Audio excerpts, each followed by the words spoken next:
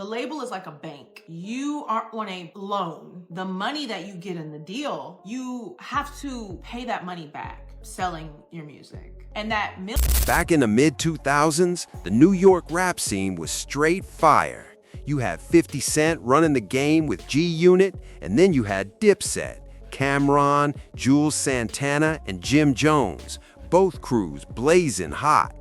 If you remember Dipset and their crime, Cameron had everyone rocking pink, even though pink wasn't exactly seen as a masculine color back then. And yo, he was right. Of course, there was that subtle competition between the squads, but it was just part of the culture. You also had Ja Rule peaking with the Lox and other crews, but we all knew the real question: who ran New York and who had the streets on lock? 50 Cent was clashing with basically everybody, but we already know how that story unfolded. 50 Cent made a lateral move, sliding into films and TV. Cameron dove into podcasting. Jules Santana did his thing. And Jim Jones, well, he became more of a personality-driven figure. He dropped an album or two, started calling himself the Capo, and carved out his lane. But one thing about Jim Jones that always stood out. No, he is what we call a senior citizen. Jim Jones, don't beat me up. I will call the police on you. But we just have to be honest. Jim Jones is someone living out a fifth childhood. I don't necessarily mind the drip. I just would hope he would use some Beijing, because I think the gray hair peppered around the tight jeans and muscle shirts throws me off. It's like Jim Jones never really grew up. He was the oldest yin on the block, just doing his thing. But then some shots started flying 50 Cent's way, and for some people, it hit out of nowhere. See, Jim Jones was so busy running his mouth, talking about who didn't have a catalog, who didn't have this, who didn't have that, that eventually it was like, nah, just leave him out of the conversation. And there was a whole lot of other commentary layered in, too. Then, by December 2025, we started seeing 50 Cent throw a completely different kind of shots. Exposed that Jim Jones doesn't pay his heating bill. He posted a video of Jim eating some food with people, and everybody in there looks cold. He even added wind noises. Yeah, I need to honest review. I got collard green juice going down my hand. Jim Jones comes back with the video trying to show off his place. And yes, it still looks cold. He's in a bubble coat and you can see his breath as he's talking. He probably lives there. How are you trying to show off the place and your smoke alarm is going? So check this out. 50 Cent has been tossing out these subtle hints about, Jim Jones's money situation. And listen, Jim's got this new podcast that dropped, I think, around September or so. It's him, Mayo Davies, and Fabulous, and the show's called Let's Rap About It. And let me be real, I vibe with the podcast. They chop it up on some real talk, and honestly, these guys, legends, especially Jim Jones and Fabulous, no cap. But here's where it gets messy. It's been whispered that the whole podcast studio thing, they were struggling to cover rent.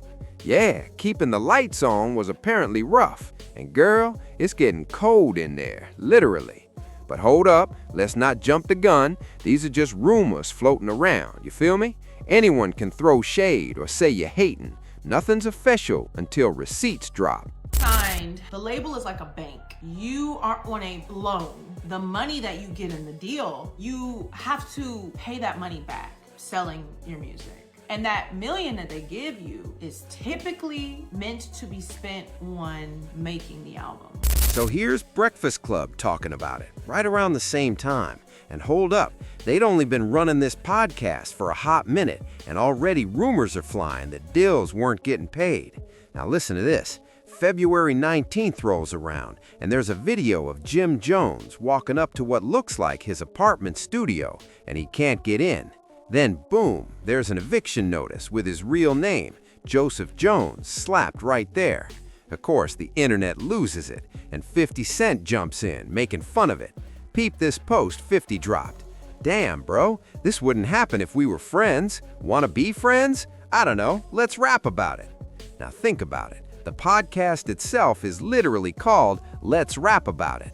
And that just makes the whole eviction situation even worse, because you got legendary rappers on your show, and you can't even keep the lights on.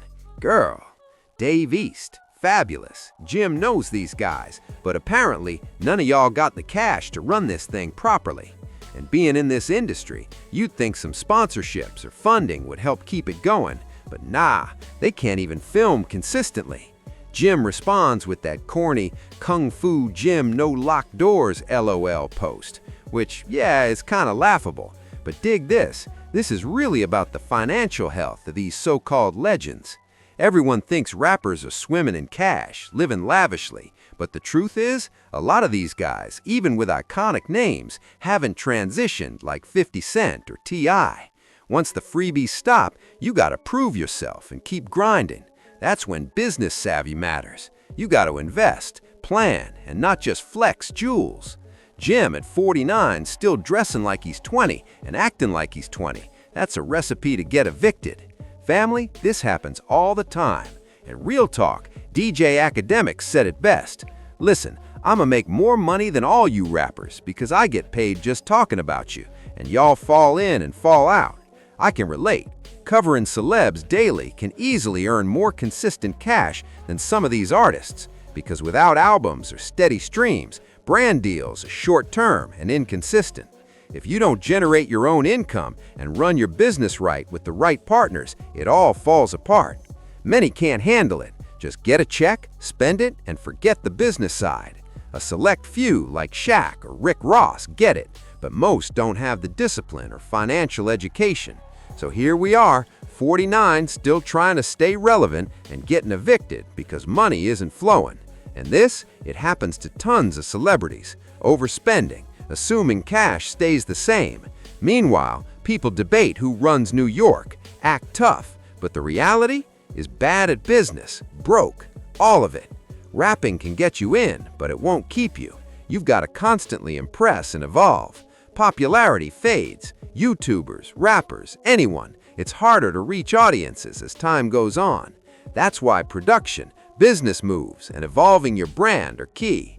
Those who adapt, Cameron, Mace, Club Shay, Joe Budden, survive. Those who don't, they vanish.